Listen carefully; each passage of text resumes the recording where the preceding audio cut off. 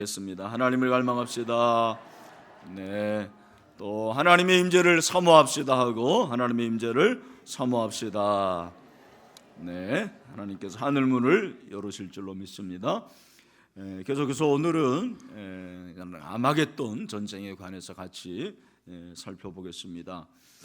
우리가 이제 요한계시록이 이제 거의 막바지에 다가왔는데, 요한계시록은 여러분이 아시는 대로 이제 큰 그림을 그리면 1장부터 3장은 초대 7교회에 주님께서 나타나셔서 말씀하신 장면이고, 4장 5장이 이제 하늘을 보여주십니다. 하늘의 예배, 그리고 하늘에 관한 내용을 이제 말씀하시고, 바로 이제 6장부터 이제 오늘이 마지막인데 세 종류의 재앙을 여러분들이 이제 기억하시는지 모르겠는데, 첫 번째는 뭐요? 7 인의 재앙이고, 두 번째는 7 나팔의 재앙이고, 세 번째는 7 대접의 재앙입니다. 이걸 뭐 몇 번 하는데도 모르는 거죠, 그죠? 첫 번째는 뭐라고요? 7 인, 그다음에 두 번째는 7 나팔, 세 번째는 7 대접. 이제 아시겠죠? 네. 참 돌도 갈면 빛납니다. 여러분 꼭 기억을 하시길 바라고, 그리고 이제 7 나팔의 재앙 다음에 7 대접의 재앙인데, 7 대접의 재앙의 마지막 부분이에요. 이게 이제 5, 6, 7번째 재앙인데, 우리가 이제 그런 질문을 할 수가 있잖아요. 왜 7 대접의 재앙인가? 이 대접이라는 것은 비유예요, 비유. 진짜 대접이 아니고, 여기서 말하는 이 대접이라는 거, 여러분 대접 아시지 않습니까? 이렇게 넓은 이 대접은 이게 높이가 높지 않죠, 그죠? 아주 얕은 그릇을 말합니다. 쉽게 바닥이 드러나요.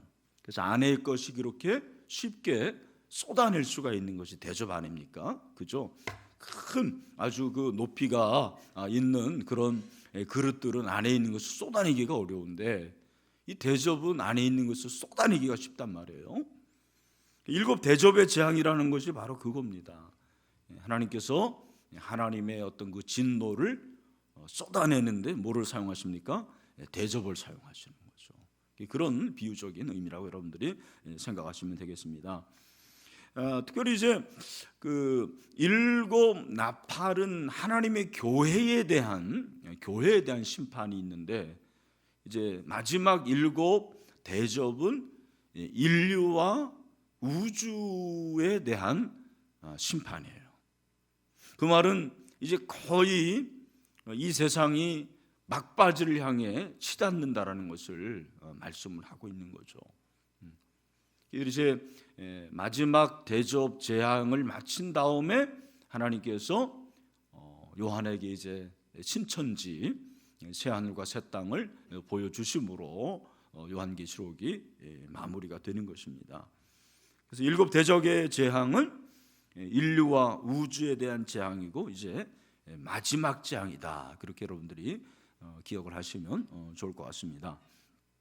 지난번까지 7 대접의 재앙 중에서 4번째까지 살펴봤고, 오늘은 5번째, 6번째, 7번째 재앙을 좀 살펴보겠습니다. 우리가 이 내용을 제가 가지고 있는 주석을 종합해서 여러분들에게 말씀드립니다. 왜냐하면 제가 요한계시록 전공자도 아니고, 그리고 제가 이것을 자꾸로 하나하나 다 알 수 있는 그런 능력이 없습니다. 제가 이제 여러분들에게 말씀드리는 것은 여러분들이 큰 그림을 그릴 수 있어야 돼요. 요한계시록도 제가 말씀드린 대로 큰 그림을 그리고, 이 7 대접 중에서 5, 6, 7번째 재앙도 여러분들이 이게 어떤 것이다라는 걸 좀 이해를 하시면 왜 하나님께서 이러한 대접의 재앙을 보여주셨는지를 이해할 수가 있습니다. 이 5번째 재앙은 어두움의 재앙이에요. 여러분 보시는 대로 10절에 또 5째 천사가 그 대접을 짐승의 왕자에 쏟으니, 대접은 쏟아요. 그래서 대접이 되니까요. 그 대접에 있는 그 하나님의 어떤 재앙, 이런 것들을 이제 쏟아내시는 거죠.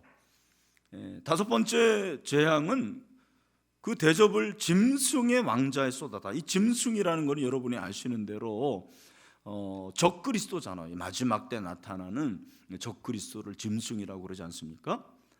그 짐승의 왕자에 쏟으니까 어떻게 되겠습니까? 적그리스도의 세력이 어떻게 되는 거예요? 파괴되는 거예요. 지금 적그리스도가 아직도 많이 있잖아요. 신천지 이만희도 그렇고, 그리고 통일교의 잔존 세력도 있고 구원파도 있고 적그리스도가 굉장히 많이 있거든요. 이런 그 적그리스도가 이제는 파괴될 날이 온다라는 거예요. 할렐루야. 그래서 그 날이 오면 그 나라가 곧 어두워진다. 파괴되니까 그 나라가 어두워지는 거죠. 그 나라가 세워지는 것은 밝아지는 거고, 그 나라가 파괴되는 건 뭐예요? 어두워지는 거죠. 여러분, 사단의 나라, 적그리스도의 나라는 반드시 어두워질 그날이 오게 될 것입니다. 그걸 말씀하고 있어요. 그 나라가 곧 어두워지며 사람들이 아파서 자기 혀를 깨물어요. 사람들이, 여러분, 왜 자기 혀를 깨물까요? 여러분들은 여러분들의 혀를 언제 깨뭅니까? 너무 맛있는 거 먹을 때 혀를 깨물잖아요. 그렇지 않습니까? 근데 여기서 자기 혀를 깨문다라는 이 말은 너무너무 극심한 고통을 말하는 거예요. 정말 큰 고통 때문에 사람들이 자기 혀를 깨물고, 내가 이렇게 사느니 차라리 혀를 깨물고 죽겠다, 그런 얘기도 있지 않습니까? 그런 식으로 이 7 재앙, 대접 재앙 중에서 5번째 정도 되면은 사람들에게 엄청난 고통이 찾아오는 거예요. 근데 11절에 보니까 아픈 것과 종기로 말미암아 하늘의 하나님을 비방했다고 그랬어요. 이 아픈 것이, 종기가 무엇인지는 잘 모르겠지만 여하튼 간에 이것이 인생의 큰 고통이죠. 이 고통을 당함에도 불구하고, 여러분, 그 고통을 당하면 어떻게 하는 것이 정상입니까? 회개해야 되죠. 회개하고 하나님께 나와야 되는 것이 정상인데, 그 당시 사람들, 이제 다가올 미래의 그 사람들은 회개하는 것이 아니고 오히려 하나님을 어떻게 합니까? 비방하는 거죠. 하나님을 비방하고 그들의 행위를 뭐하지 아니하더라? 회개하지 아니하더라. 여러분, 우리가 회개해야 될 줄로 믿습니다. 정말 이 마지막 때 사람들의 특징이 회개하지 않는 거예요. 정말 사람들의 인륜이 떨어지고, 이제는 가족을 죽이는 것도 별스럽지 않은 그런 시대가 되었어요. 여러분, 그런 뉴스 나오면은 그냥 다른 데로 돌리세요. 그런 거 볼 필요 없어요. 그러면 일부러 검색할 필요도 없습니다. 우리 마음이 완악해지고 점점 메말라가기만 하지 그런 걸 접할 필요가 없는 거예요. 가능하면 여러분들은 아주 그 원색적이고, 그리고 극악무도하고, 또 굉장히 사단적인 내용들은 접하지 않는 게 좋아요. 그게 좋습니다. 나는 영적인 맷집을 위해서도 그렇게 해야 되겠다, 그런 사람들이 있는데 그런 거를 객기라고 그럽니다. 그러지 말고 그런 걸 우리가 접할 필요가 없는 거죠. 인륜이 땅에 떨어지고 정말 회개해야 되는데 회개하지 않는 것이 마지막 시대의 특징이라는 것을 우리에게 말씀을 하고 있습니다. 여러분, 우리가 회개하면 살아있는 것입니다. 아멘. 회개하면 우리가 깨어있는 것입니다. 오늘 우리가 회개해야 돼요. 회개를 바르게 하고 또 진심으로 하고 또 돌이킬 수 있는 그런 하나님의 자녀들이 되기를 주님으로 축원합니다. 이 5번째 대접 재앙의 특징은 바로 영적인 어두움이다. 여러분들이 그렇게 아시면 될 것 같습니다. 오늘 본문에 이제 어떻게 보면은 클라이막스가 6번째 재앙이라고 생각을 하는데, 6번째 재앙은 바벨론을 향한 하나님의 심판과 이스라엘 회복이다, 이렇게 정리를 할 수가 있을 것 같아요. 이 바벨론이라는 것은 이제 하나님을 대적하는 사람들이죠. 제가 지난주에 이제 설교할 때 말씀드렸는데, 이 바벨론이라는 이름의 뜻이 뭐라고요? 이방 신들에 대한 문이라고 그랬어요. Gate to God 그랬어요.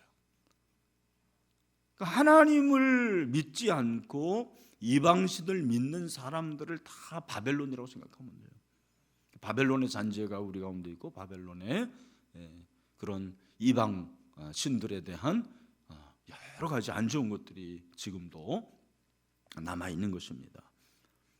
그래서 이 여섯 번째 재앙은 그런 그 바벨론을 향해서는 심판을 말씀을 하시고, 그러나 이스라엘을 향해서는 회복을 말씀을 하십니다. 자, 12절을 같이 한번 읽겠습니다. 시작.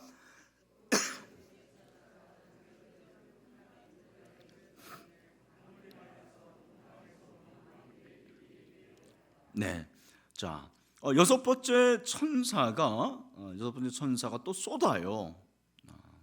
근데 그 대접 안에 그 대접을 큰 강 유브라데에 쏟습니다. 그 유브라데 강이라는 것이 여러분이 아시는 대로 그 이스라엘과 저쪽 이제 이란 이라크 쪽에 가로지르는 하나의 그 중요한 강이죠. 강인데 여러분 여기서 이제 이 강이라는 것은 쉽게 여기서 유브라데 강이라는 것은 이스라엘과 이방 나라의 경계선이라 이렇게 보고 있습니다. 이스라엘과 이방 나라의 경계선이다. 그래서 그 유브라데 강물이 흐르면 그 강 때문에 적들이 쳐들어오지를 못하는데 하나님께서 분노를 쏟으시니까 그 분노를 쏟아서 결과가 어떻게 되냐면 강물이 말랐어요. 강물이 말라서 동방에서 오는 왕들의 길이 예비되었다, 그렇게 말씀을 하고 있는데, 그래서 동방에서 오는 왕들이 도대체 누군가에 대해서는 학자들마다 생각이 좀 다른 것 같습니다. 여기서 동방의 왕들이 구체적으로 누구인지는 모르지만 일반적으로 이제 공통적인 견해는 하나님의 백성을 대적하는 무리들을 다 동방에서 오는 왕들이라 그렇게 표현한 것이 아닌가라고 생각을 하고 있습니다. 복음이 전파되었지만 의도적으로 하나님께 불순종하는 사람들, 의도적으로 하나님의 뜻에 대적하는 사람들, 그런 사람들이 있거든요. 오늘날도 많이 있지 않습니까? 어떻게 보면 우리 한국 땅에도 이런 사람들이 있는 거예요. 점점 많아지고 있습니다. 의도적으로 하나님을 대적해요. 의도적으로 하나님께 불순종합니다. 정말 무섭지 않은 것 같아요. 이 사람들은 간이 얼마나 큰지 모르겠어요. 그 하나님을 그렇게 의도적으로 대적하는 그런 무리들이 생긴다라는 거예요. 13절에 보니까 또 내가 보매 개구리 같은 새 더러운 영이 용의 입과 증승의 입과 거짓 선지자의 입에서 나왔습니다. 그렇게 하나님을 대적하는 자들이 점점점 쳐들어오게 되고, 또 보니까 개구리 같은 새 더러운 영, 그래서 세 가지의 더러운 영이 여기 이제 세 가지 생물이 나오는데 용, 짐승, 거짓 선지자, 그 입에서 나오는 걸 이제 보게 되는 겁니다. 이게 굉장히 좀 징그러운 거예요. 굉장히 이런 징그러운 것은 우리가 징그럽다 그런 표현보다는 굉장히 이거는 역겨운 거고 굉장히 좀 영적으로 더러운 장면이라 그렇게 생각을 할 수가 있습니다. 여기 이제 용은 마귀죠. 용은 보통 마귀를 뜻하지 않습니까? 그래서 여러분 중국에서는 용을 그렇게 굉장히 신성하게 여기는데 성경은 용은 뭐예요? 옛뱀이죠. 마귀. 그리고 짐승은 사단의 지배하에 있는 세력을 짐승이라고 그래요. 짐승이라는 것도 이 짐승 할 때 이 짐승이라는 것은 그걸 말하는 것이고, 거짓 선지자는 적그리스도를 말하는 거죠. 근데 그들의 입에서 뭐가 나온다고요? 개구리가 나오는 거예요. 개구리. 여러분 개구리가 더러운 생물입니까? 깨끗한 생물입니까? 예? 저도 잘 몰라가지고 살펴보니까 개구리는 깨끗한 물에서 놉니까? 더러운 물에서 놉니까? 더러운 물에서 놀아요. 깨끗한 물에서 노는 개구리도 있긴 있겠죠. 그러나 일반적으로 개구리 그러면 이제 습지에서 놀고 더러운 그런 물에서 논다고 그렇게 돼 있어요. 더러운 부분에서 그러니까 여기서도 개구리 그러면은 사실은 깨끗한 존재는 아니에요. 10가지 그 재앙 중에서 피 다음에 뭐예요? 개구리잖아요. 이 개구리라는 것은 물론 숭배의 대상일 수는 있지만 이 개구리라는 것이 더러운 존재를 말하는 거예요. 마귀와 사단의 지배 세력 그리고 적그리스도의 입에서 개구리가 나오는 거예요. 개구리 같은 새 더러운 영이 나오는, 그러니까 개구리가 나오는 게 아니고 개구리 같은 영이 나온다는 것입니다. 그런데 여러분, 그 개구리 같은 영은 더러운 영이겠어요? 깨끗한 영이겠어요? 더러운 영이죠. 그럼 그 영, 그 더러운 영은 어떤 영일까요? 이 영은 다른 영이 아닙니다. 아주 요란한 소리예요.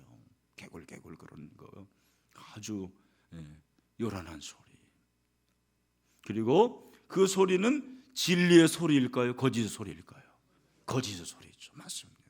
거짓의 소리예요. 그래서 14절, 그들은 귀신의 영이라 이적을 행하여 온 천하 왕들에게 가서 하나님과 전능하신 이의 큰 나라에 있을 전쟁을 위하여 그들을 모으더라. 이들이 항상 거짓을 행하여 거짓을 말합니다.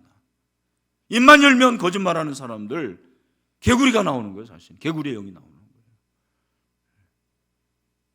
거예요. 내 입에서 그런 거짓된 영이 나오지 않는지 한번 살펴보세요. 다른 사람들을 볼 것이 아니라 내 입에서. 우리가 항상 여러분 진리의 영을 가지고 진리를 말해야 될 줄 믿습니다. 우리는 진리를 말할 수 없는 자들이에요. 왜냐하면 더러운 영이 있기 때문에. 그러나 우리는 늘 말씀을 붙잡고 성령의 음성에 민감하고 성령이 말씀하시는 대로 말해야 되는 거죠. 그래서 그 14절부터 15절에 있는 이 내용은 이게 갑자기 전쟁이 나오는 거예요.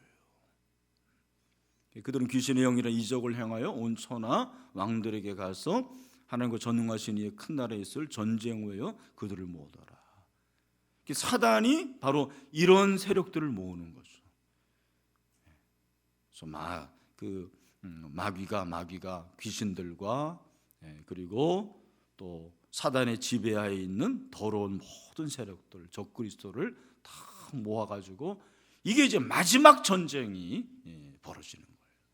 이 요한계시록에 전쟁이 이제 몇 군데 나오는데 8장 8절에 보면 둘째 천사가 나팔을 부니 불붙는 큰 산과 같은 것이 바닥에 던져짐에 바다의 3분의 1이 피가 되었다고 그래서 8장에 한번 전쟁이 나오고 9장에 여러분 기억하실지 모르겠는데 마병대의 수가 2만만, 그래서 2억이라고 그랬죠. 2억은 수억이라고 그랬죠. 수많은 그런 군대들이 있어가지고 전쟁이 한번 있었죠. 근데 그런 전쟁은 어떻게 보면은 오늘 이 마지막 나오는 이 전쟁에 비하면 아무것도 안 해요. 굉장히 큰 전쟁. 마지막으로 하여튼 사단이 자기의 잔존 세력을 모을 수 있는 만큼 다 모으는 거예요. 모아서 마지막으로 전쟁을 하는 전쟁을 아마겟돈이라고 하는 거예요. 아마겟돈. 그래서 15절, 보라 내가 도둑같이 오리니 누구든지 깨어 자기 옷을 지켜 벌거벗고 다니지 아니하며 자기의 부끄러움을 보이지 아니한 자는 복이 있도다, 그렇게 말씀을 하겠습니다.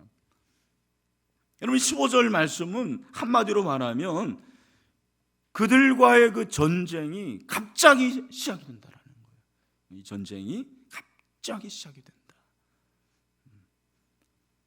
벼랑간이 일어난다라는 거예요. 누구든지 깨어서 자기 옷을 지켜서 벌거벗겨 다니지 아니하고 자기의 부끄러움을 보이지 아니한 자는 복이 있도다. 여기서 이 벌거벗다라는 말은 도덕적으로 정신을 차리지 못하고 세상 사람들과 같이 똑같이 생활하는 사람들을 말하는 거예요. 노아 시대의 사람들과 같아요. 그러니까 이 시대를 살면서도 교회를 다니면서도 정신 차리지 못하고 도덕적으로 타락하고 윤리가 떨어진 사람들, 그런 사람들을 벌거벗은 사람이라고 생각해요. 옷은 입었지만 영적으로 보면 벌거벗은 사람들이라는 거예요. 그래서 그렇게 하지 않는 자가 복이 있대요. 그렇게 하지 않는 자가 복이 있다. 우리가 늘 그렇게 영적으로 깨어있고 도덕적으로 거룩하고 순결해야 됨을 말씀을 하고 있습니다. 여러분 어떻습니까? 그러니까 이 사람들과 이렇게 깨끗한 사람들과 그 더러운 영들과의 마지막 한판 전쟁이 나오는 거죠. 16절 세 영이 히브리어로 아마겟돈이라 하는 것으로 왕도를 모으더라. 아까 이 세 영이 아까 나온 바로 용, 짐승, 거짓 선지자의 영이 히브리어로 아마겟돈이라 하는 곳으로 왕도를 모았어요.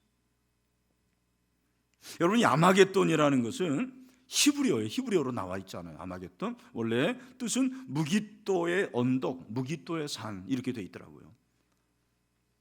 여러분 원래 이 사단적인 영들이 아마겟돈이라는 곳으로 모여들게 되고 여기서 전쟁을 벌이는데 이 전쟁이 세계적인 전쟁이라는 거예요. 이 아마겟돈 전쟁은 오히려 우리는 잘 모르지만 세상 사람들 중에서 아는 사람들이 있어요. 영화도 아마겟돈이라는 그런 영화도 있지 않습니까? 이 마지막 때 벌어지는 마지막 전쟁을 보통 아마겟돈이라고 합니다. 여기서 이 아마겟돈, 무깃도라는 것은 지명이 아닙니다. 그래서 아마 이 전쟁이 시온산 예루살렘이나 아니면 예루살렘 근접한 곳에서 벌어질 것이 아닌가라고 보통 생각을 하죠. 어떻든 간에 어떤 나라와 어떤 나라가 전쟁을 치르는 그런 게 아니고 이것은 하나님의 세력과 그렇지 않은 하나님을 대적하는 세력들과의 큰 전쟁이 마지막에 임할 것을, 마지막 벌어질 것을 그렇게 예언을 하고 있다는 것입니다.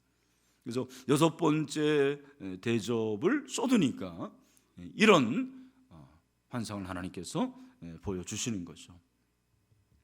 그리고 이제 마지막 일곱 번째 대접은 이것이 하나님의 최종의 심판을 말하는 것입니다. 그래서 다섯 번째는 영적 어두움, 여섯 번째는 바벨론, 다시 말해서 그렇게 새 영들과 하나님을 대적하는 자들에 대한 심판이 있고 그리고 이스라엘에게는 회복이 있다라는 걸 말씀을 하고 있어요. 그래서 시온산을 중심으로 했다라는 것은 그것이 시온이 회복을 의미하는 그런 거죠. 그리고 마지막 일곱 번째 이 대접의 재앙은 하나님의 최종 심판을 가리킵니다. 그러니까 일곱 번째 재앙은 여러분 모든 재앙의 마지막이니까 이 재앙이 무섭겠습니까? 무섭지 않겠습니까? 무섭죠. 정말 무시무시합니다. 공포가 정말 역대급이에요. 역대급. 그래서 먼저 재앙이 부어지는 곳이 어디입니까? 일곱째 천사가 그 대접을 공중에 쏟으며 어디에 쏟았어요? 공중에 쏟았어요. 네. 그러니까 여러분 계속해서 보면은 하나의 그 공통된 표현에 나오는데 몇 번째 천사가 대접을 어디에 쏟으니가 나오잖아요. 그래서 그 10절에 다섯 번째는 대접을 어디에 쏟아요? 짐승의 왕자에 쏟았고 여섯 번째는 대접을 어디에도 큰 유브라데 강에 쏟았고 마지막 일곱 번째 재앙은 대접을 어디에 쏟아요? 공중에 쏟습니다. 공중이라는 것은 사단의 권세가 있는 영역이 공중이죠. 그래서 에베소 공중의 권세 잡은 자 그렇게 나오는데 이 공중이라는 것은 그냥 이렇게 허공이 아니고 사단이 자리를 잡고 있는 모든 공간을 가리켜서 공중이라 그렇게 말합니다. 그래서 이 공중은 마귀의 활동 무대예요. 그래서 마귀가 공중의 권세 잡은 자잖아요. 왜냐하면 마귀가 그런 활동하는 그것이 공중이기 때문에 그곳에 권력을 잡은 자가 바로 마귀라는 거죠.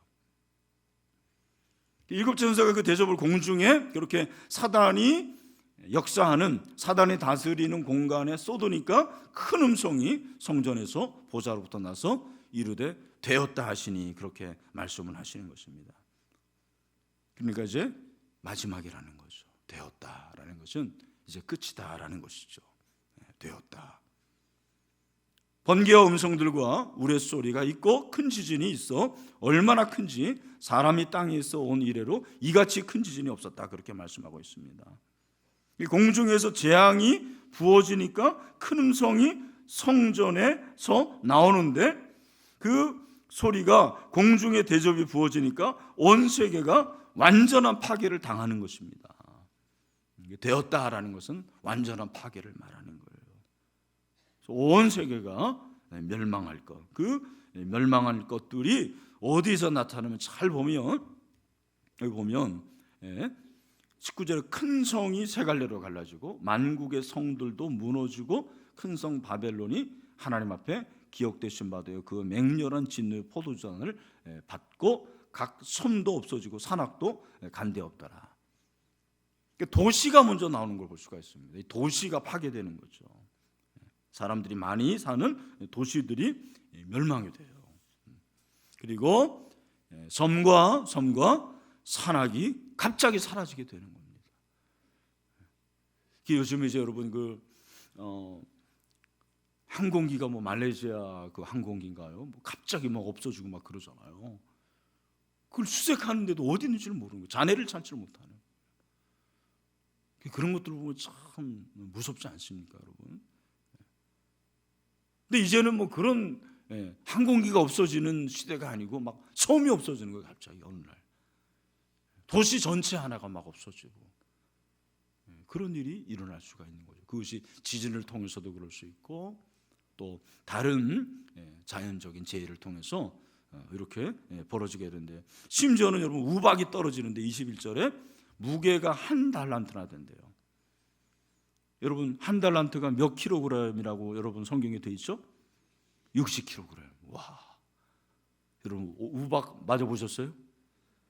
저 큰 거 한번 맞아봤는데요. 이야, 정말 데워갈 박이 어떻게 되는 줄 알았는데 60kg. 와, 아령 이러는 게 떨어진다고 생각해 보십시오. 그래서 그 우박이 그렇게 떨어지는데, 근데 그 다음에 중요한 거죠. 그 우박의 재앙 때문에 오히려 하나님은 어떻게 한대요? 비방한대요.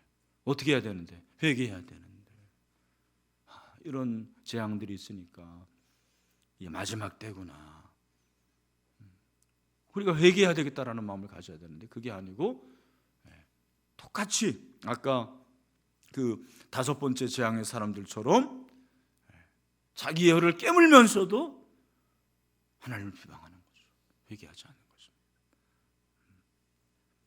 그래서 여러분 여기 보면 이제 그 19절에 큰 성이 세 갈래로 갈라진다고 그랬는데 이게 세 토막은 완전히 부서지는 거예요. 그죠? 그래서 완전히 파괴되고 멸망하는 그런 날이 올 것이라고 말씀하십니다. 그리고 사실은 이런 엄청난 재난에 인간이 처하게 된 원인은 사실 뭡니까? 죄 때문에 그런 거죠. 죄 때문에 그런에도 불구하고 회개치 않고 하나님을 회방하는 그들에게 이런 재난이 오는 것입니다. 여러분 제가 한번 질문해 볼게요. 그렇다면 이런 인류에게 최후 심판이 내려지는 것이 당연한 겁니까? 이상한 겁니까? 당연한 거예요. 어떻게 보면 인간이 스스로 자초한 거예요. 하나님을 믿지 않고 예수 그리스도를 믿지 않고 회개하지 않고 하니까 결국 하나님께서 마지막으로 이런 심판을 내리신다고 말씀을 하고 있습니다. 그래서 7번째 재앙까지 이제 우리가 살펴봤는데 오늘 우리가 5, 6번째, 7번째 재앙을 통해서 우리의 삶에 적용할 것이 무엇인가라는 것에 대해서 저는 여러분과 두 가지를 좀 나누고 싶은데, 첫 번째는 우리가 무너진 기초를 다시 세워야 되겠다라는 그런 생각을 좀 해봤습니다. 오늘 이 본문에 보면 6번째 재앙이 아마겟돈 전쟁에서 천사가 대접을 큰 강 유브라데에 쏟으니까 강물이 말랐어요. 그러면서 동방에 오선 왕들의 길이 예비가 되고 거기서 그 용과 그리고 짐승과 그리고 거짓 선지자의 입에서 개구리의 영이 이렇게 나오지 않습니까? 그 원인이 뭐냐면 유브라데 강이 마르는 거거든요. 이 유브라데 강이 뭐냐면 제가 아까 말씀드린 대로 이스라엘과 이방을 가로지르는 강이에요. 하나의 구별될 수 있는 강인데 이 강이 말라버리니까 속수무책으로 이러한 그 하나님을 대적하는 세력들이 그냥 완전히 탄탄대로로 쳐들어오는 거죠. 오늘 이것이 우리 한국교회의 모습이 아닌가라는 그런 생각을 해봤습니다. 정말 유브라데강 마지막으로 우리가 붙잡아야 될 것이 있는데 이것이 무너지면 안 돼. 보르라고 그러잖아요. 보르. 이 보르가 무너지면 안 되는데 이 보르가 무너지는 거예요. 예배 보르가 무너지는 거죠. 주일 성수의 보르가 무너지는 거예요. 그러니까 그냥 본물처럼 세속화가 교회에 들어오는 거죠. 예배의 본물이 무너지는 거예요. 거룩의 본물이 무너지는 겁니다.